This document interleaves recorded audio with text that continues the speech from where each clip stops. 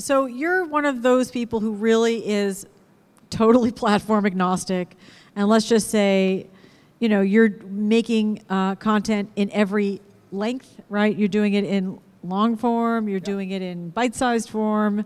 That's right.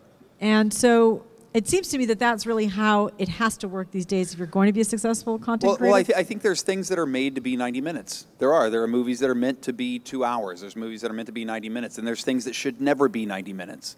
There's things that should be 60 or 45. There's things that should be 35. There's things that should be 10.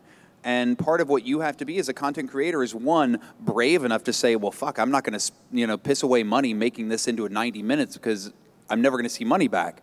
And at the same time, be smart enough to say, this is the most valuable time I can spend telling this story. And more people are going to watch this than are going to watch this. You know, anybody will give you a round of boxing. I don't care who you are. Anybody will give you 3 minutes.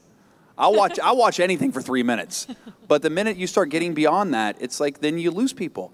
But if it's a good 3 minutes, if it's a good 5 minutes, then you'll watch another one, and another one, and another one. Let's just take a pause.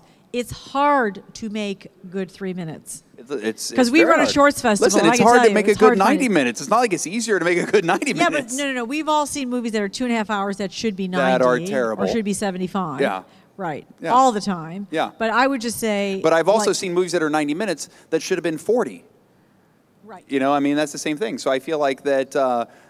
you know, I say this all the time, is that the problem with filmmakers, what filmmakers don't do is, and especially once you start making more movies, is you shouldn't be surrounding yourself with yes men. You should be surrounding yourself with no men. You should be surrounding yourself with people who can say, that's a terrible idea. This should be so much shorter. This is so not good. That's a bad idea. Why are you making that decision? Like ultimately, you want people who are around you who one, have your best interest in mind and the project's best interest in mind, who are going to continue to cut the legs out from under you, so they're saving you from yourself. And that's what filmmakers need more than anything. Well, that's hard to do. Once you become successful, as I'm sure everybody in this room knows. I've got an office filled with no men. They love talking shit to me all the time. No, they love like your telling. Friends from No, not at all. Not at all. These are like, none of these are like my old friends. These are all people who have come into my life as we built a business, but people who I trust, but who will basically say you're wrong and here's why, and you go to bat and you argue about things and you say no, you're wrong. No, you're wrong. Well, here's what I believe. Well, here's what I think, and then you let it go. And it's just business, and it's fine. But you have to empower the people you work with to be able to have impassioned conversations with you. You have to. Otherwise, why are you making what you're making?